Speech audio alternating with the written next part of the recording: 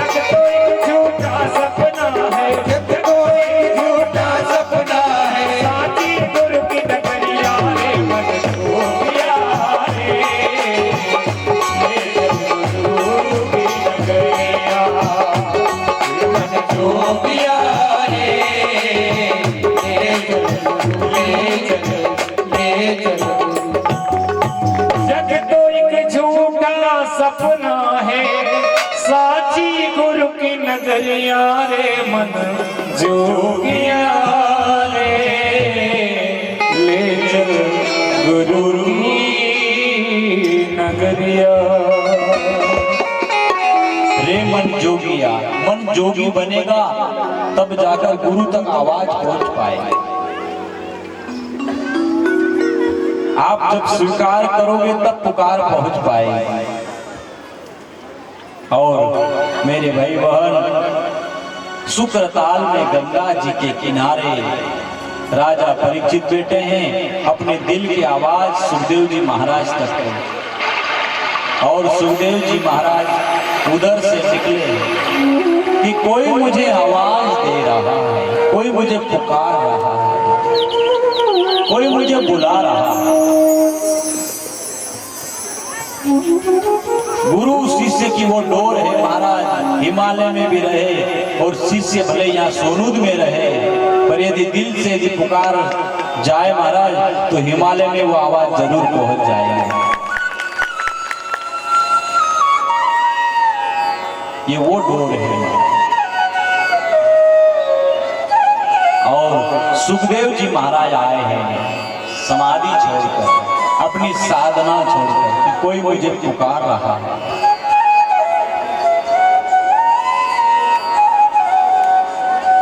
मेरे भाई बहन,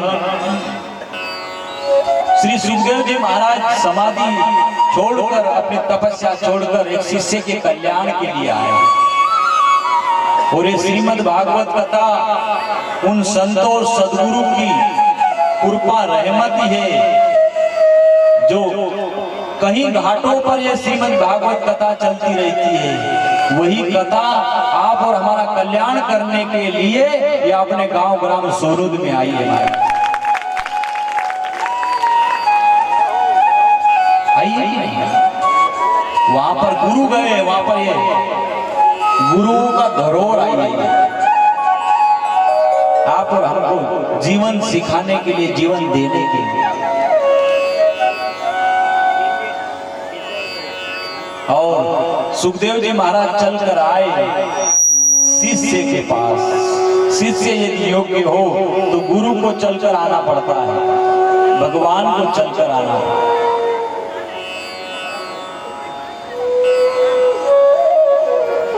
गुरुओं की श्रृंखला है।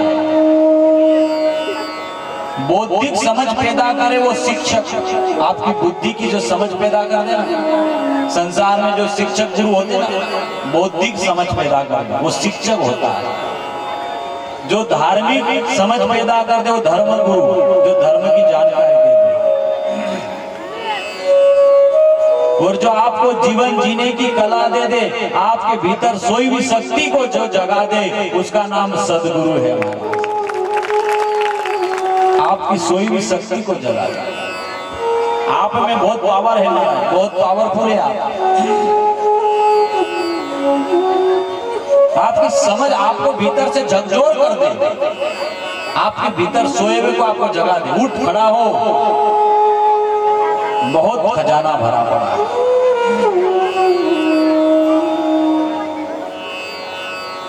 आपको जीवन जीने की कला दे दे, आपके भीतर से जगा दे। जो सोए हुए वो सदगुरु होते हैं। बौद्धिक समझ जो आप स्कूल में जा रहे हैं, आपकी बुद्धि की समझ देता है कि नौकरी कैसे करना है, पैसे कैसे कमाना है। बौद्धिक समझ वो शिक्षक गुरु होता है। वो स्कूल तक सीमित है, स्कूल के बाद में तुम कहाँ जा रहे, क्या कर रहे, कोई लेना देना। धार्मिक गुरु भी आपको धर्म की जानकारी दे देगा, क्या करना है, वस्तु शास्त्र के अनुसार घर बनाना है, पूजन करना है, मूर्ति कैसे बिठाना है। धर्म गुरु वहां तक सीमित है, पर सदगुरु सीमित नहीं है।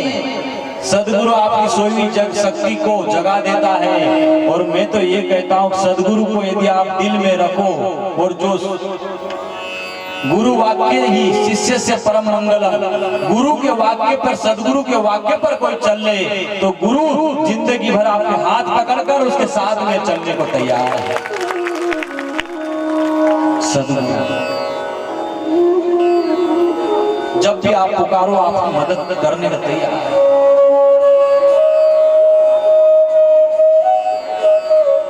इसलिए सदगुरु का हाथ पकड़ लेना। सदगुरु उसको बोलते हैं जहां पर आपकी श्रद्धा टिक जाए, जहां पर आपकी श्रद्धा, जिस पर अपार श्रद्धा हो जिस संतों के ऊपर, वही आपके जीवन में सदगुरु के रूप में आएगा। उसी को सदगुरु बना जहां फिक्स श्रद्धा हो जाए। थोड़ी देर इधर थोड़ी देर उधर, अरे वो अच्छा है, वो अच्छा है, वो अच्छा है। जय श्री कृष्ण। और श्री सुखदेव जी महाराज निकले हैं और राजा परीक्षित के पास गए हैं। राजा परीक्षित ने प्रश्न किया है। जय श्री कृष्ण।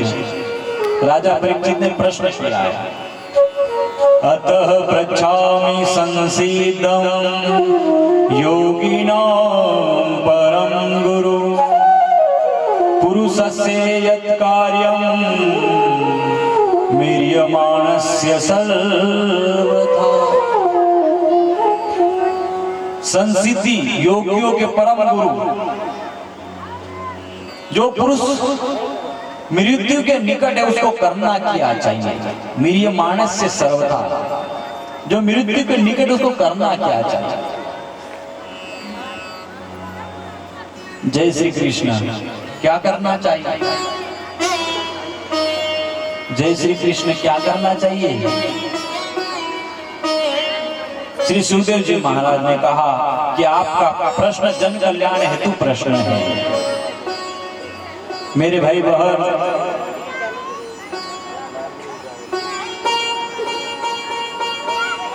आप और हमें कहते हैं प्रातः काल में ब्रह्म मुहूर्त में उठकर स्नान करना चाहिए। क्या करना चाहिए।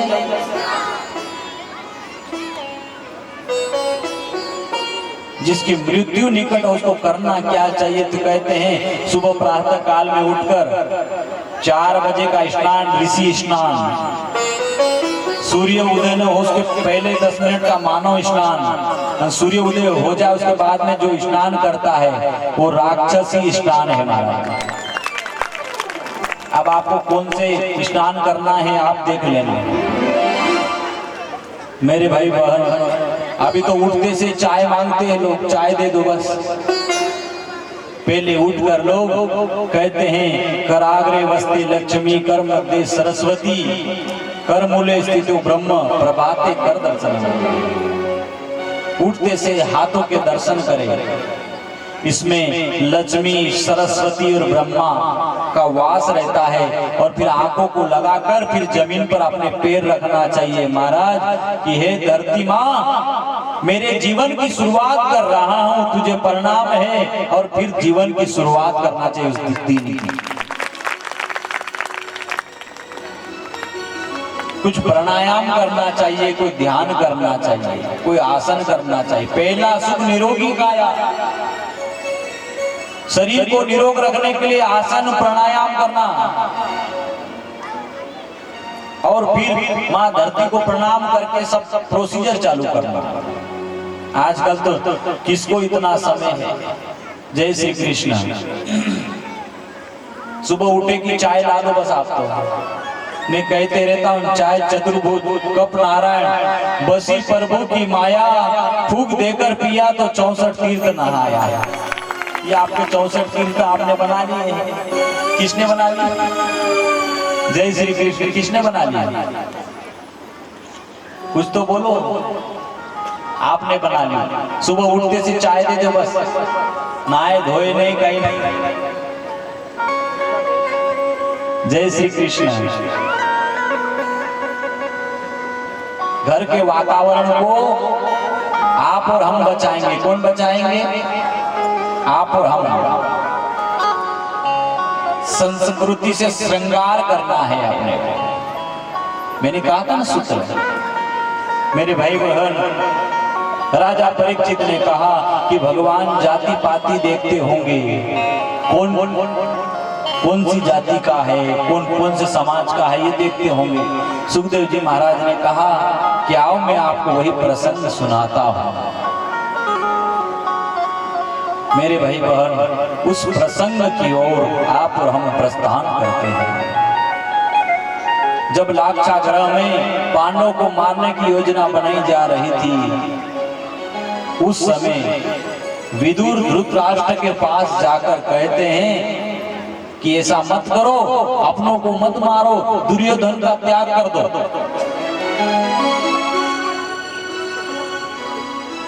जय श्री कृष्ण।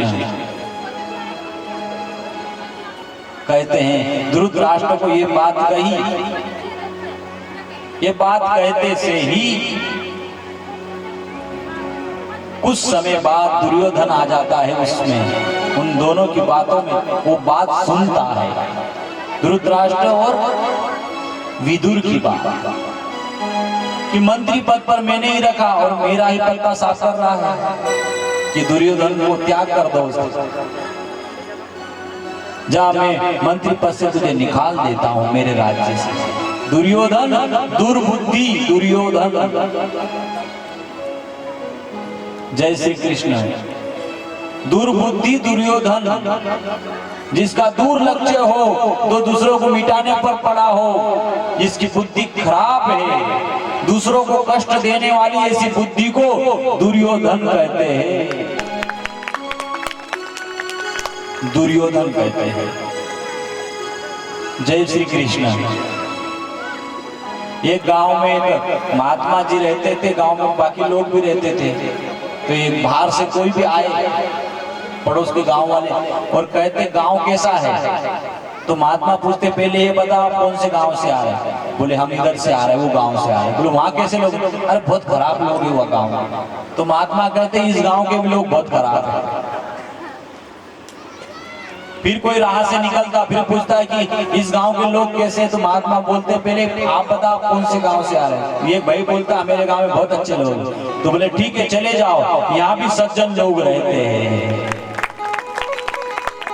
उन्होंने ये कहने का तात्पर्य ये कहा कि दुनिया कैसी है वो छोड़ो, गांव वाले कैसे है छोड़ो, आप कैसे हो वैसी आपको ये दुनिया दिखेगी, आप जैसे वैसी दुनिया दिखेगी। इसलिए दुर्योधन को तो रोष ही रहता है, उसकी बुद्धि ऐसी है। मेरे भाई बहन, विदुर ओम नमो भगवते वासुदेव का मंत्र जाप करते हुए 12 वर्ष तक जंगल में साधना करने चले। कभी कभी बुद्धिमान ज्ञानी ध्यानी व्यक्ति को भी कभी कभी गलत बुद्धि वाले लोग परेशान करते हैं। उस समय है ना बातों से काम नहीं चले, उस समय टाला देकर अपना किनारा कर लेना, कभी कभी है ना समस्या हल नहीं होती ना। भगवान भोलेनाथ पार्वती जी को बहुत समझाते, देवी भगवान राम की परीक्षा मत ले, पर देवी मानती नहीं कि मैं तो परीक्षा लूंगी। वो भगवान कैसे हो सकता है, खुद की पत्नी के लिए इधर उधर दर दर जा रहा हूं, भगवान कैसे हो सकता है। मानी नहीं पार्वती और परीक्षा लेने गई। भगवान भोलेनाथ उस प्रसंग में आता है, हो यही जो राम रची राका को कर तरकई बनावे साका। भगवान ने जो रचा है वही होगा। पार्वती जी मेरी बात नहीं मान रहे, मैं करूं क्या, अब जाती है तो जा।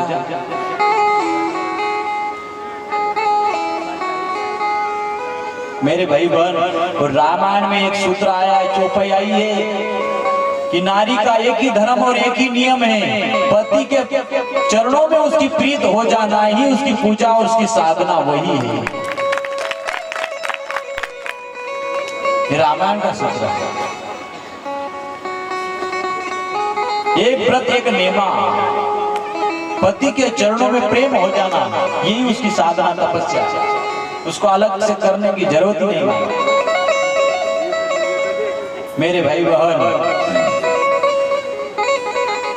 दुर्योधन के निकाल देने के कारण विदुर जंगल में जाकर तपस्या करने लग गए महाराज।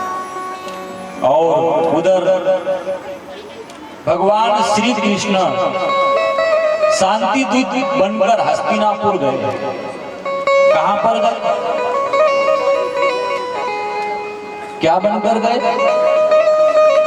जय श्री कृष्ण, जय श्री कृष्ण। शांति दूत बनकर हस्तिनापुर गए और दुर्योधन को कहा कि पांडवों को रहने के लिए 5 गांव दे दो। दुर्योधन ने कहा सुचेग्रेव नेव दास्यामि विना युद्धेन केशव। बगैर युद्ध के सुई की नोक के ऊपर जितनी जगह आती उतनी जगह भी बगैर युद्ध का मैं नहीं दूंगा। किसको बोल रहा है? जय श्री कृष्ण। किसको बोल रहे हैं? भगवान कृष्ण को बोल रहे हैं। जय श्री कृष्ण। शांति दूत बन गया। भगवान खुद चलकर दुर्योधन के द्वार पर गया है, शांति दूत बनकर। और ये व्यासपीठ श्रीमद् भागवत कथा आई है अपने गांव के द्वार पर शांति दूत बनकर, और ये कह रही है आप और हमको कि दारू का त्याग कर देना, बच्चों में भक्ति के संस्कार के बीज बो देना, अपने से बड़ों को प्रणाम कर लेना। ये भागवत कथा भगवान कृष्ण के रूप में अपने गांव में आई है, शांति दूत बनकर। क्या बनकर है? शांति दूत बनकर। ये भगवान है, ये वांग्मय है भगवान कृष्ण का।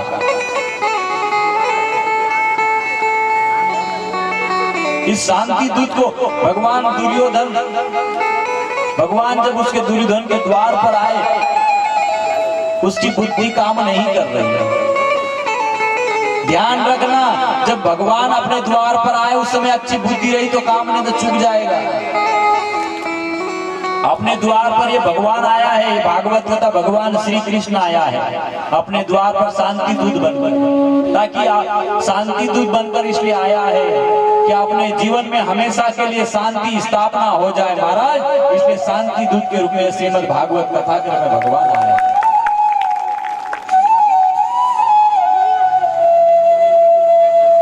शांति दूत के दुर्योधन ने नकार दिया, इतनी सी भी नहीं दूंगा। और बावड़े को इतना तो समझ जाना था दुर्योधन को कि शांति दूत के रूप में आया कौन है। 5 पांडवों को छोड़ो, उनको पांडवों को, पर आया कौन है वो तो देखो। अब सीधी बात है, आपके गांव के 2 पक्ष में भी झगड़ा चल रहा दोनों भाई का, और प्रधानमंत्री आ जाए समझाने तो। जय श्री कृष्ण, जय श्री कृष्ण। 2 भाई आ जाए, 2 भाई लड़ने चल रहे हैं, एक पक्ष से भी प्रधानमंत्री आ जाए समझाने के लिए कि भाई मान जाए यार, भाई इतना इतना झगड़ा मत करो, तो उसको मानना चाहिए नहीं मानना चाहिए? आपके गांव में भी ऐसे झगड़ा चले, यदि प्रधानमंत्री समझाने आवे तो समझ जाओगे कि नहीं? जय श्री कृष्ण। कौन कौन समझ जाएगा? हाथ खड़े करके बताओ, कौन कौन मान जाएगा? 8-10 लोग मान रहे, बाकी बोलते हैं कि उनका बाप भी आ जाए हमने मानना। खतरनाक काम है इधर। बाकी तो मना कर रहे, बोले हम नहीं मानने वाले। कभी कभी आदमी जोश जोश में बोलते तो मेरे बाप की नहीं सुनता, उसकी क्या सुन। मैंने सुना कानों से, कभी कभी आदमी क्रोध में आ जावे ना, मेरी बाप की नहीं सुनता उसकी क्या सुन। क्रोध बुद्धि को खा जाता है। मेरे भाई बहन, दुर्योधन के द्वार पर परमात्मा खड़ा है, पर दुर्योधन चुप गया, नहीं समझ पाया। यदि हमारे द्वार पर यदि भगवान भी आ गए और हमारे पास अच्छी बुद्धि नहीं है, अच्छी समझ नहीं है महाराज, तो हम भी चुप जाएंगे, हम भी चुप जाएंगे। मेरे भाई बहन, एक समय बहुत वर्षा हुई और वर्षा इतनी हुई कि बहुत उसकी एक संत की जो कुटिया थी वो पानी में डूबने लग गई, डूबने लग गई। तो एक गांव का एक आदमी जा रहा था, महाराज जी अभी थोड़ी सी कुटिया डूबी नहीं, आप आ जाओ, आप बाहर निकालो, मेरे साथ चलो आप। संत ने कहा कि भगवान बचाएगा, मैं नहीं आऊंगा, मना कर दिया। फिर रास्ते से एक नाव लेकर एक भाई आया है, केवल कि भगवान संत भगवान आप मेरी नाव में बैठे, मैं आपको बाहर कर देता हूँ, नित कुटिया में डूब जाओगे। कहा संत ने भगवान बचाएगा, मैं नहीं आऊंगा। आखिरी में हेलीकॉप्टर से सुरक्षा के लिए अपने जब देश में ज्यादा पानी गिर जाता है